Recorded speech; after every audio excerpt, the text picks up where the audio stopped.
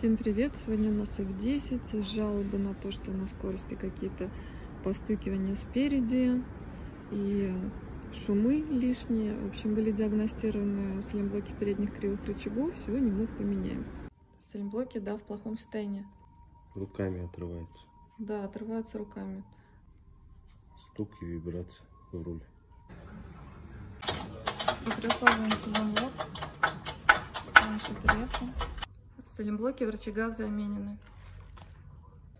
Устанавливаем рычаги на штатные места. Болт помазан медианом, чтобы потом легче было открутить. Затягиваем рычаги под нагрузкой.